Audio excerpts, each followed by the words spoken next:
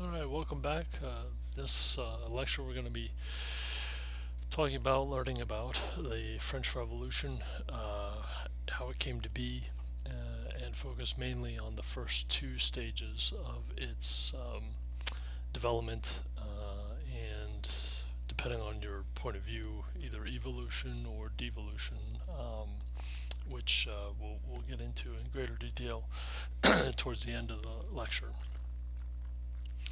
To start, we'll look at the kind of socio-political structures at work, and the complexities within the kind of initial group that comes together to lead the force for change in late 18th century France.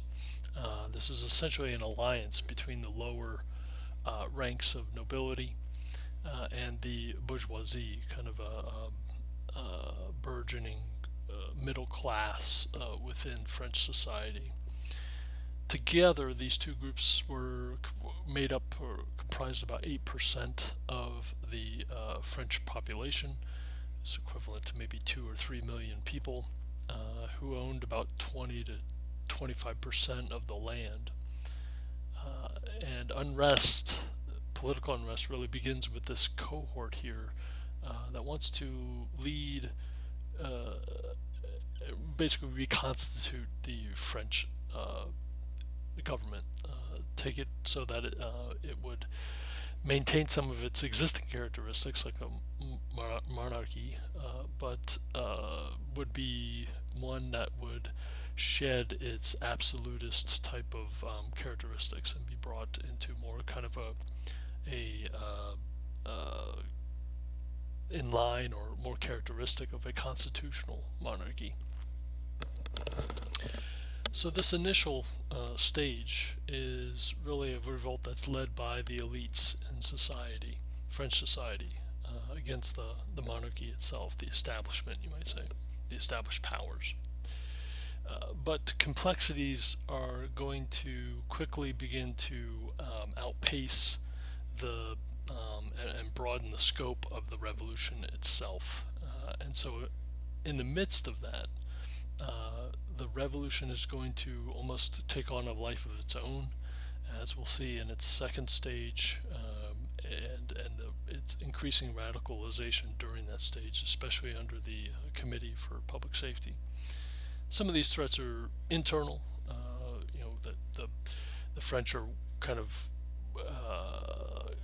in conflict with each other as far as what the scope of the revolution should be about, how revolutionary it should be.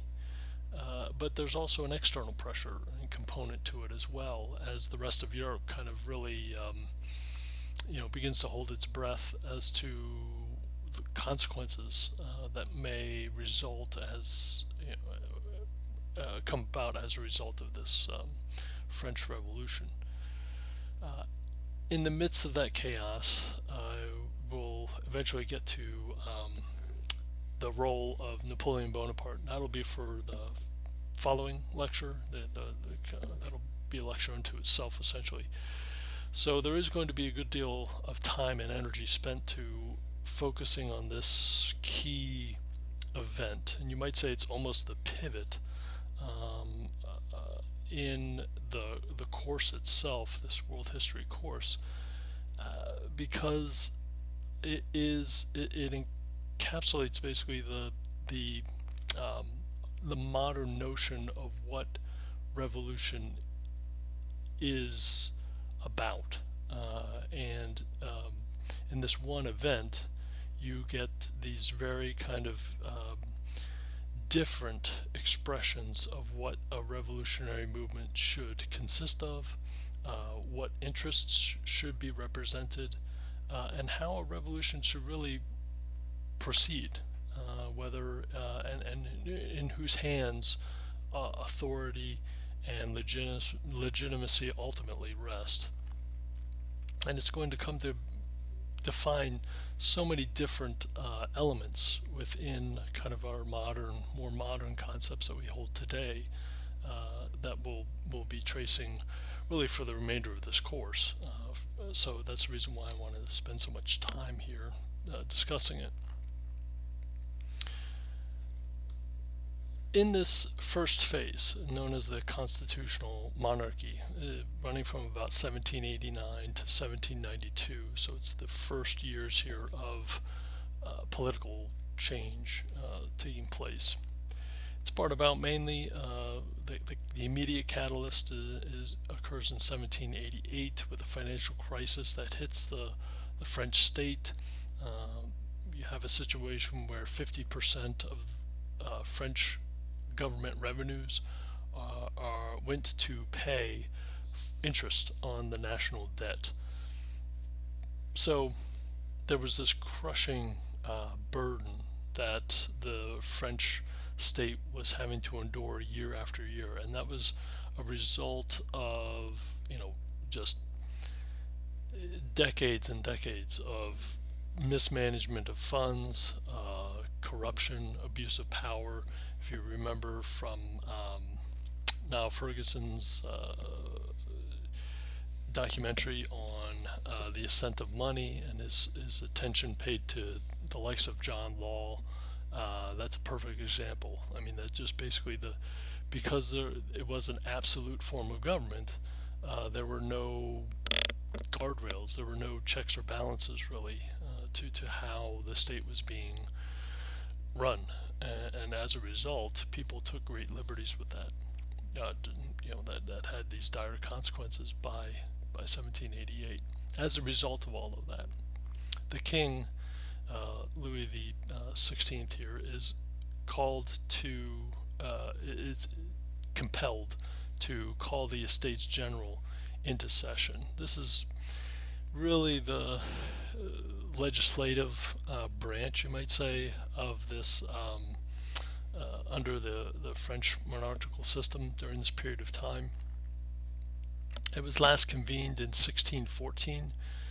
It could only be convened by the king's decree, and in order to raise or enact new taxes, the king needed to call this body into to order, to have it convened. So, and basically it was this body's obligation to come up with a new tax code and new revenues. So 1788 comes around, the king is forced to call on the Estates General to meet and bring about these new taxes. The Estates General itself is comprised of 3 estates: the first, second, and third estates. The first estate is comprised of the nobility. The second estate is comprised of the clergy, and the last estate, the third estate, is comprised of basically all other members. It's a amalgamation aggregate of all these other members of the French social ranks. So you had wealthy non-noble individuals represented, as well as the peasants represented, and then of course this third estate represented the largest segment of French society, and probably around 80% of the total population.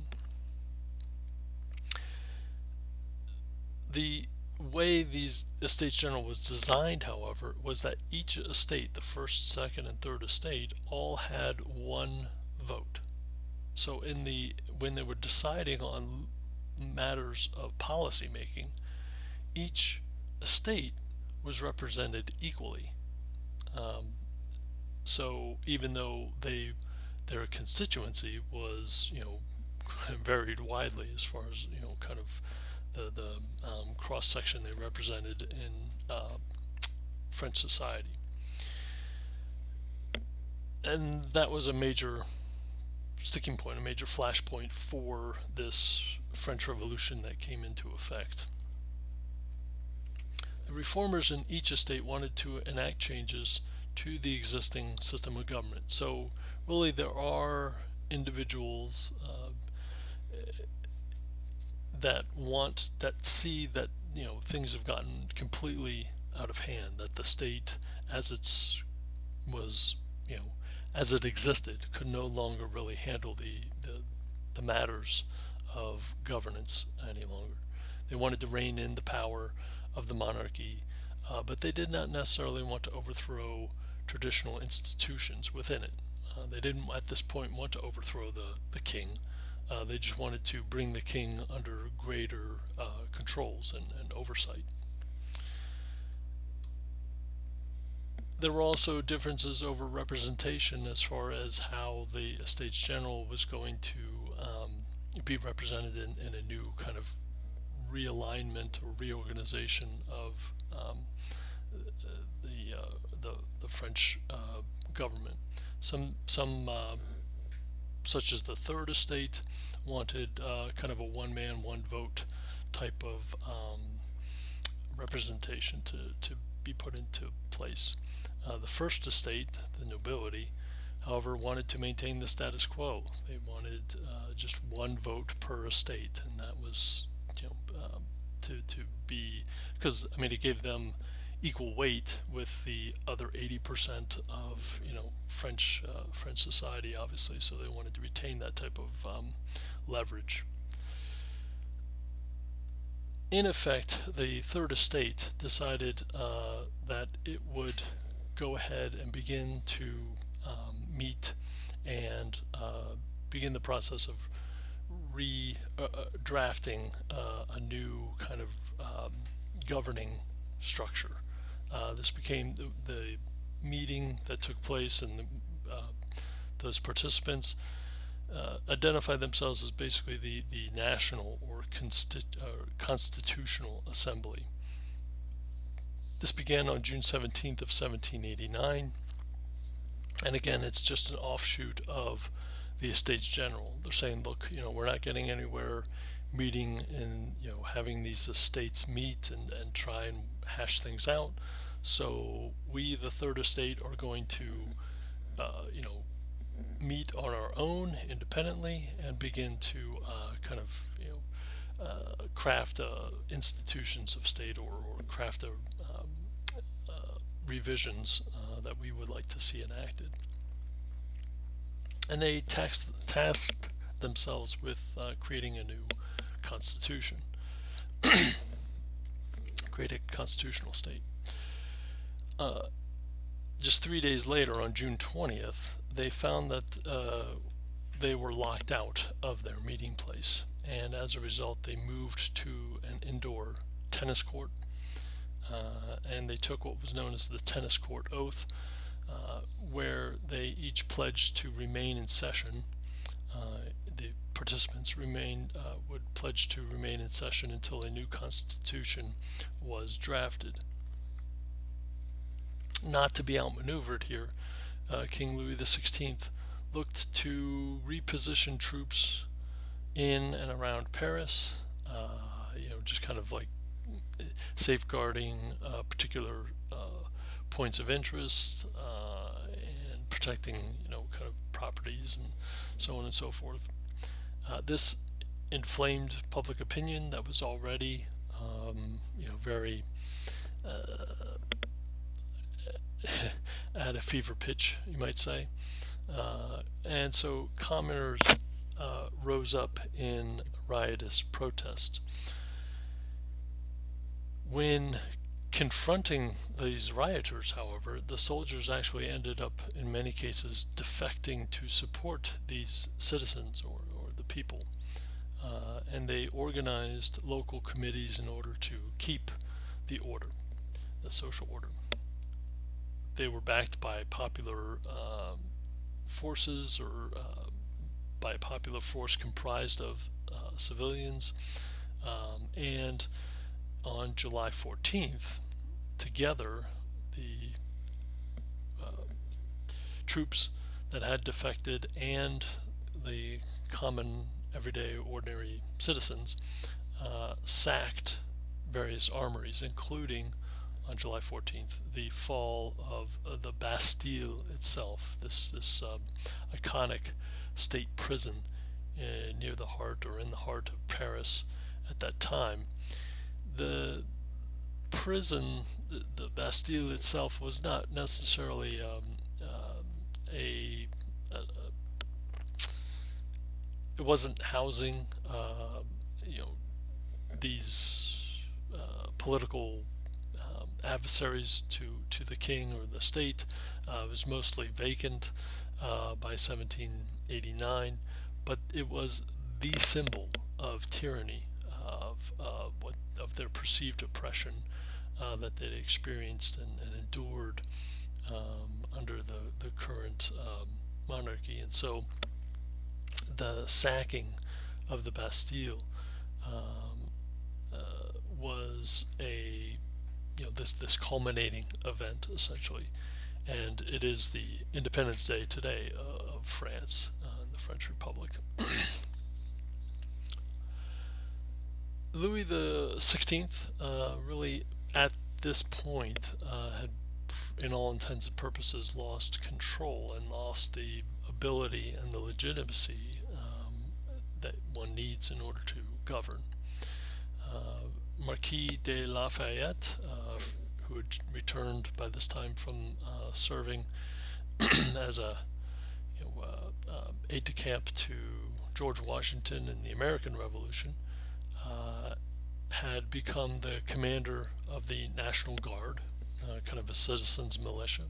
And so Marquis de Lafayette's star here is rising. I mean, he was kind of riding high from his close association with the success of the American Revolution, and had a great deal of legitimacy and was in good standing across a number of social ranks, including the Third Estate, the commoners themselves.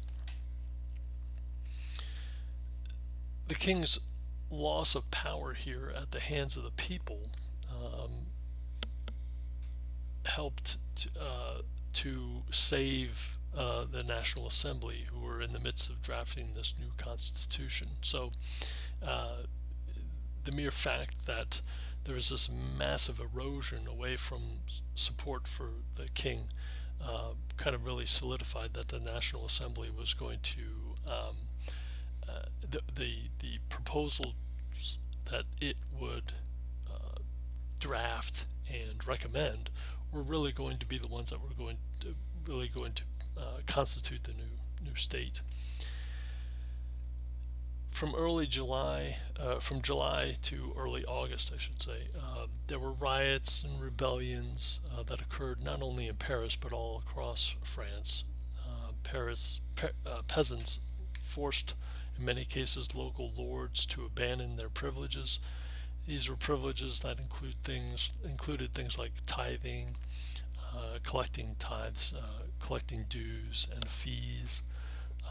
Peasants renounced their obligation to their lords, kind of these vestiges of feudalist type of homage. Also, this is not necessarily to say a radical or impassioned act at this point. That is just simply, it is an upsetting of the social order, unmistakably, but it is not yet kind of reached a boil point as far as turning to overall kind of a mob-like violence, you might say. That is just simply, the commoners, the peasant class, is definitely throwing its weight around, and in some cases, there would be, reports or instances of violence or roughing up, these individuals that had, taken advantage of them. But for the most part, it was nothing compared to what was to come in a few short years, which we'll get to.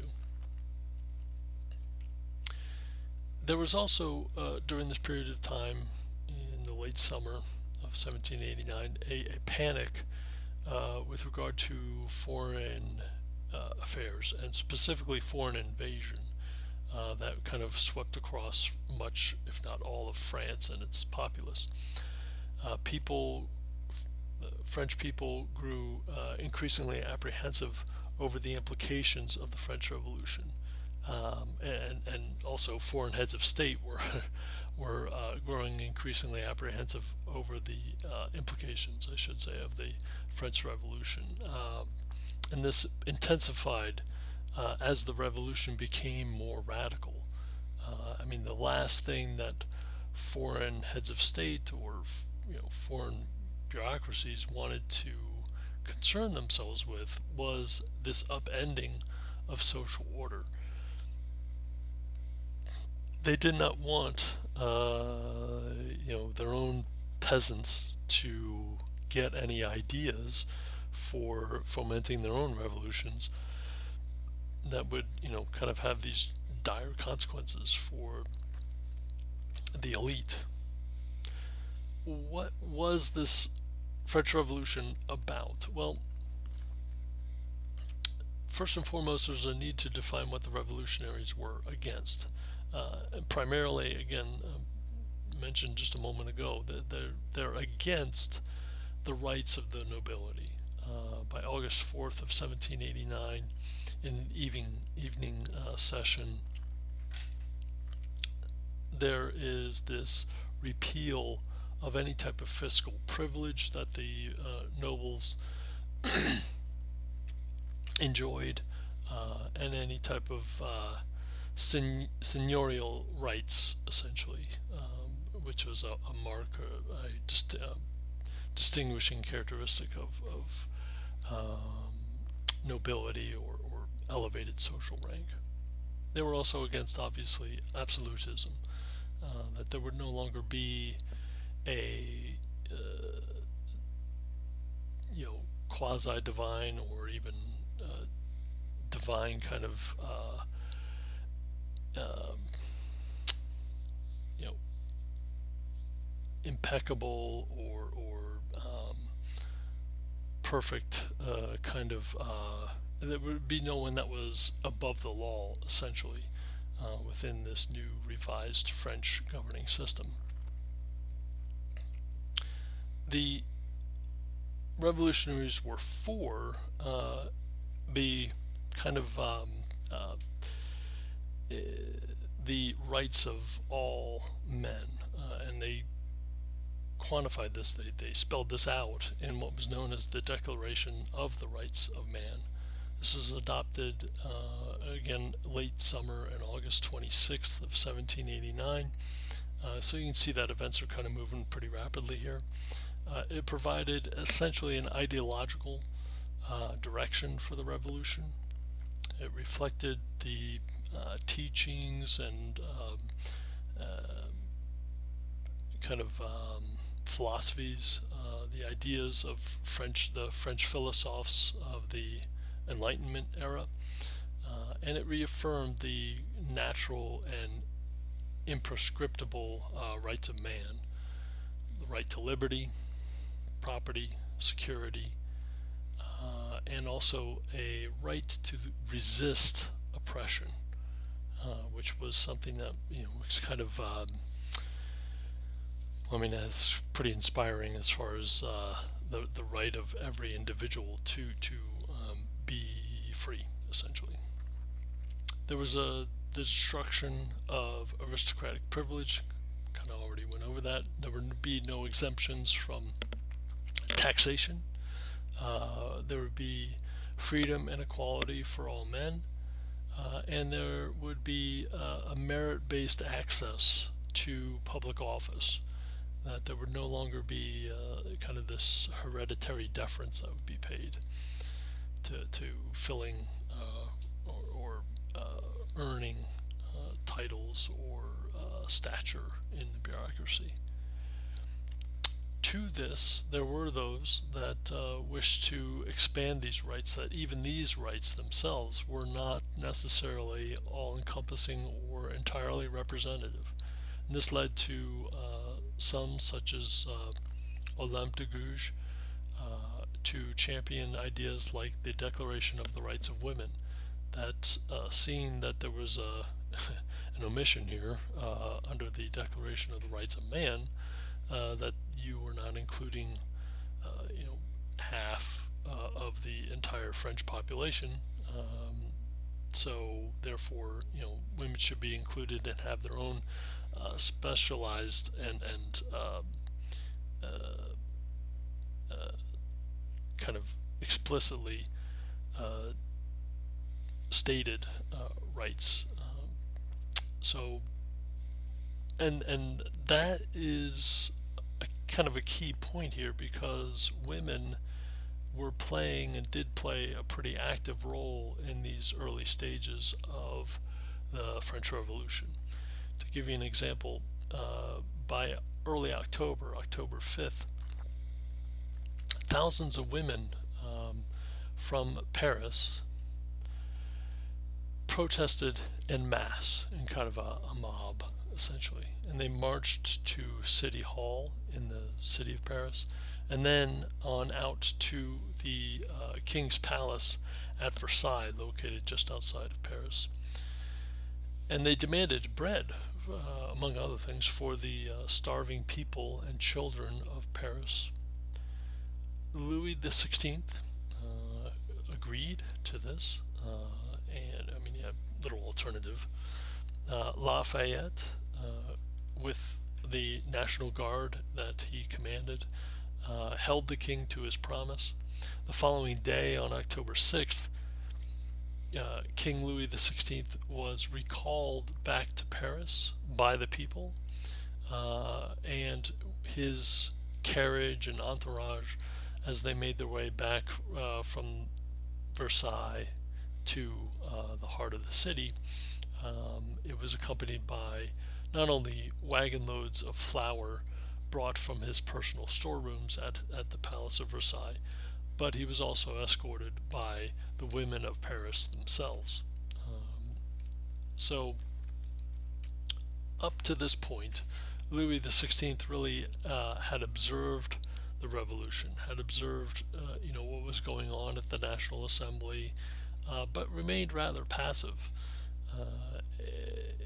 He had not really vocally endorsed or approved of the National Assembly's policies.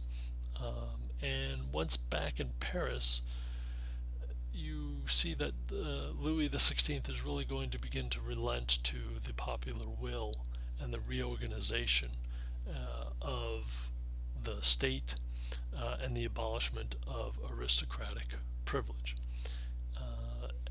At this point, also, it's important to understand that it was still going to be a monarchy.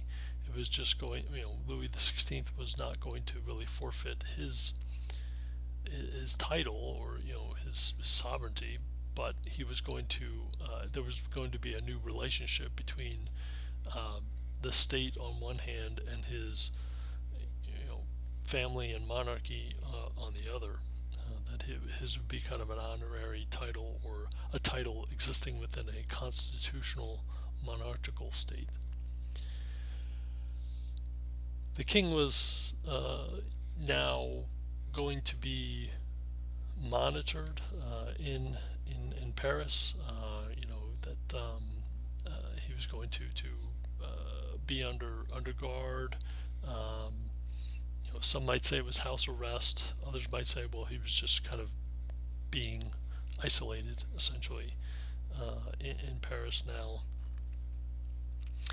On July 1st of 1790, the French Catholic Church becomes the focus of these of revolutionary kind of sentiment. The church property within France was confiscated and nationalized, and there was a new doctrine that was put into effect called the Civil Constitution of the Clergy. This is where priests and bishops could still be chosen by the Pope, and again, we're talking pretty much predominantly about a Catholic state still, but the clergy themselves would be paid by the state, and they would also be required to take an oath of allegiance to the civil constitution. So what's being set down here is the idea that, okay, there's going to be a new relationship between the papacy, the Pope, and his representatives, his priests and bishops. But those priests and bishops in France are going to be beholden really to the state, and they're going to have to take this oath. Not only a spiritual oath, that they have to do, or they might be, kind of subservient to, but they're also going to have to be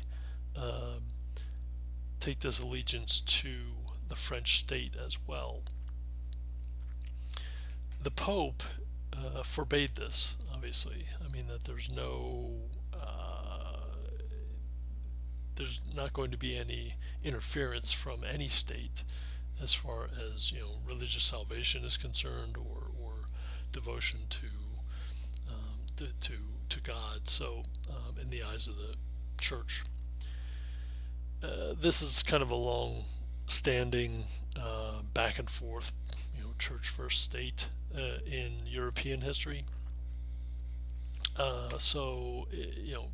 But here we just see the latest, kind of newest manifestation of it, even during this late 18th century French Revolution.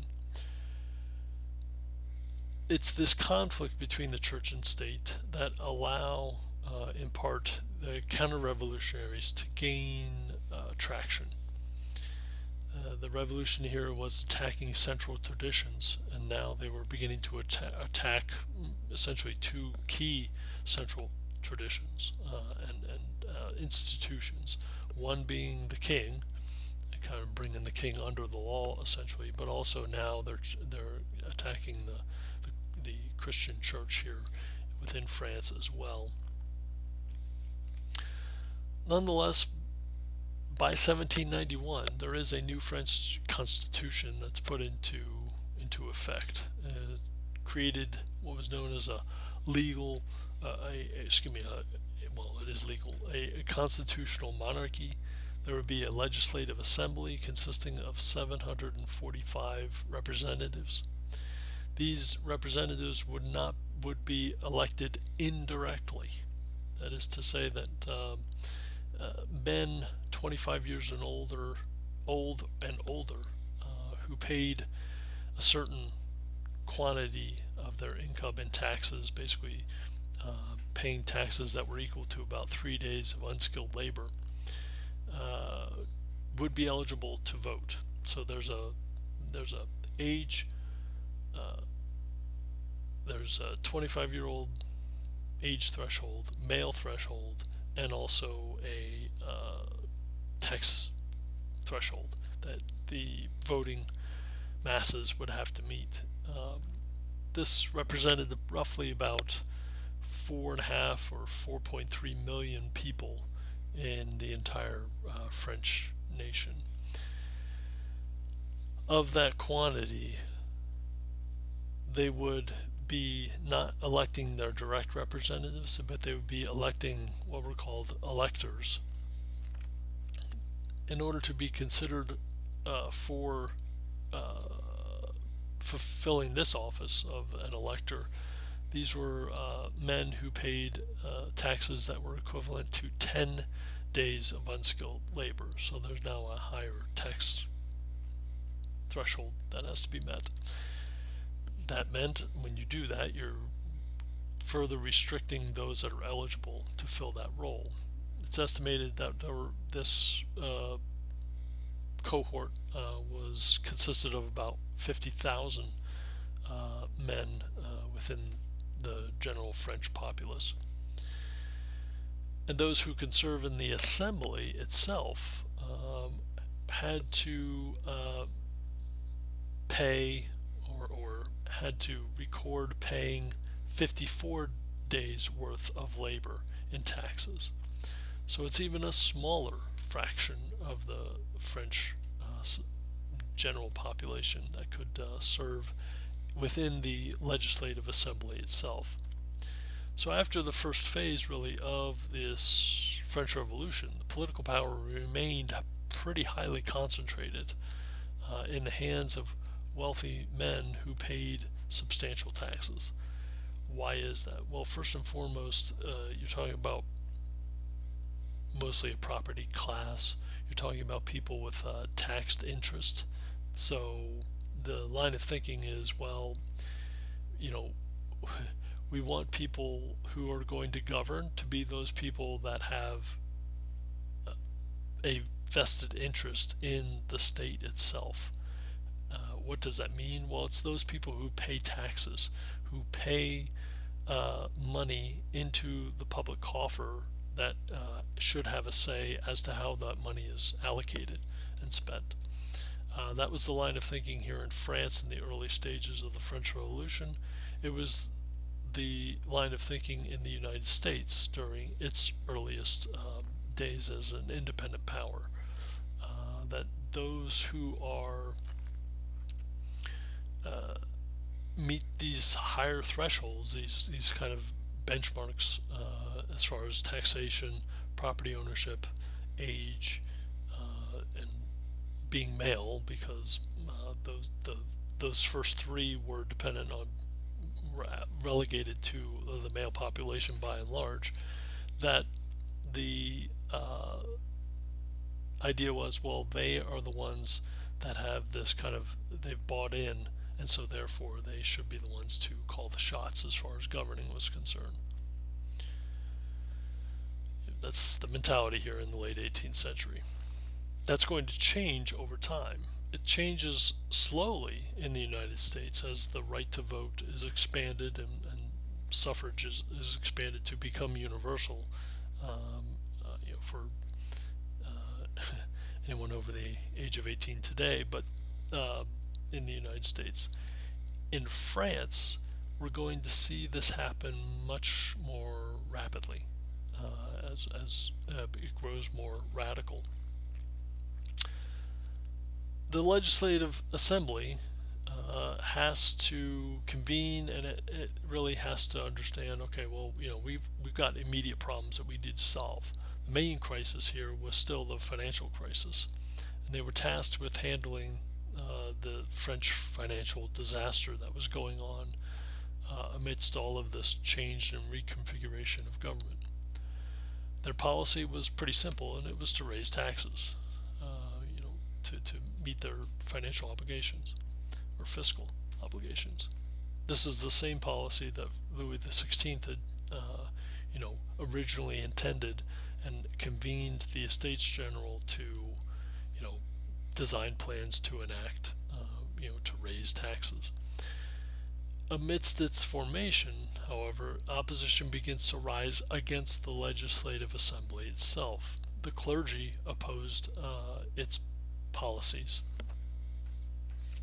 and opposed the policies that it was putting forth against the clergy itself. And also commoners were beginning to grow pretty upset with the Legislative Assembly and restless over especially the increasing and rising cost of living.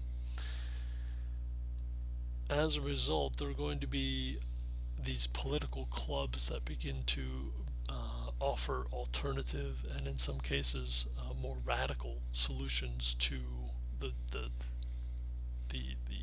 problems facing French society and politics. One of these groups was known as the Jacobins or Jacobins. This was formed a political group that was formed in Paris with chapter clubs that were located all over France. By 1791, there were some 900 Jacobin clubs around the country.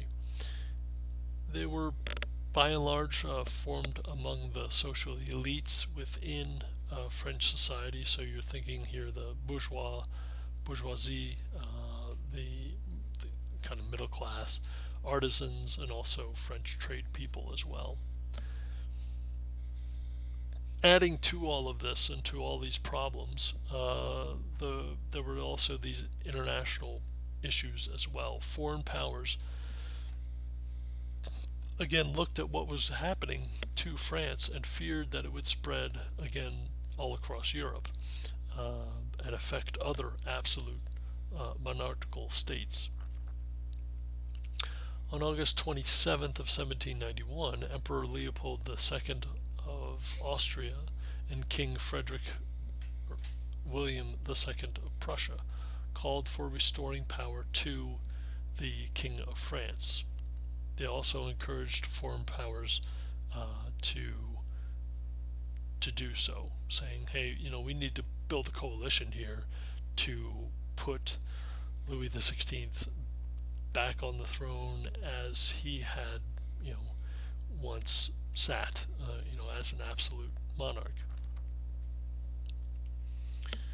No nation readily answered the call.